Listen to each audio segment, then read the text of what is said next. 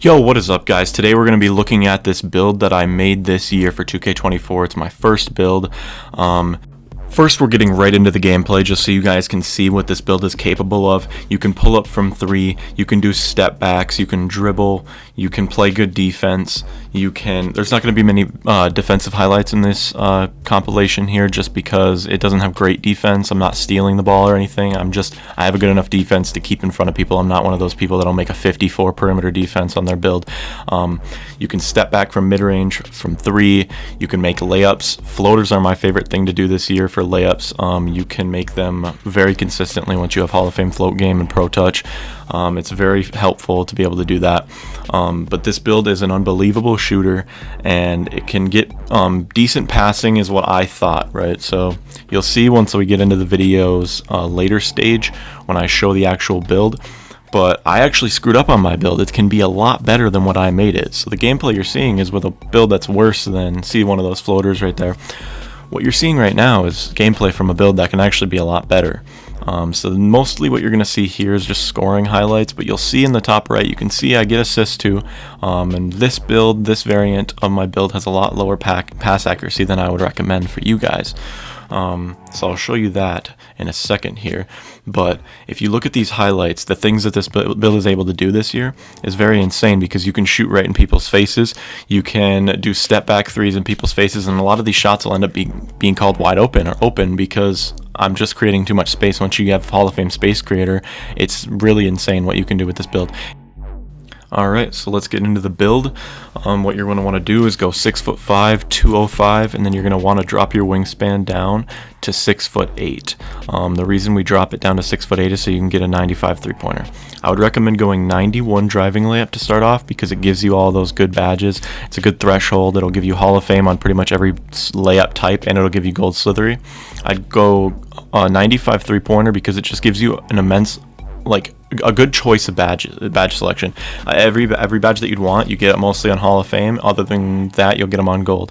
85 ball handle is a good threshold for a lot of the animations. Same thing with 75 speed whip ball. You'll be able to dribble just fine, trust me. I went 74 pass accuracy, and I'll show you why that was a mistake.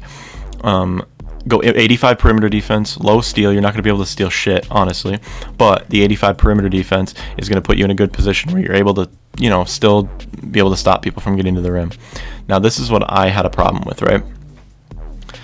I ended up making a mistake, which is putting my driving dunk up, thinking, oh, well, layups might not be good this year, so we're going to give myself a 60 driving dunk, right?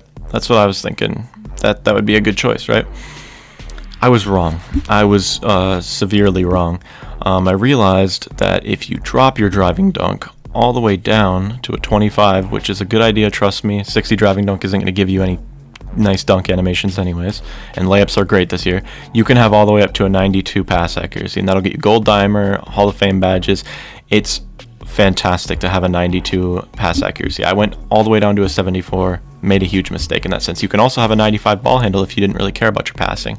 You could go all the way to 94 perimeter defense to get gold clamps and 94 feet on Hall of Fame, Challenger on Hall of Fame, like all those good badges on Hall of Fame. You could even go with, if you wanted to be really fast, you could throw that into acceleration, or you could have a decent steal in this build. There's a lot of mistakes that I made that you don't have to make. This is the idea that I would go with, is preferably for me, if I had to remake the build, I would 100% put that into pass accuracy. Just get yourself the 92 pass accuracy. It'll put you in a good position to be able to get those good badges that you'd want, getting some of those badges on Hall of Fame. You could even go to an 89 pass accuracy, and 89 pass accuracy will give you gold dimer still. So there's a lot of choices in that sense, but I would go 92 just so you can get those Hall of Fame badges and just make this build an absolute elite point guard. That I made the mistake of going with dunk instead, and I wasn't aware of how much this was going to affect me. But this is the build I would go with if I were you guys, and the shades are Steve Nash, CJ McCollum, and I believe the last one was D'Angelo Russell. I mean, you play a lot better than them. You'll play more like yourself. You know what I mean? It's a good for your play style. Diming 3-level threat is it's a great name for your build. So that's the build video. If you guys enjoyed, leave a like, share with your friends, leave a comment. Thanks. Peace out.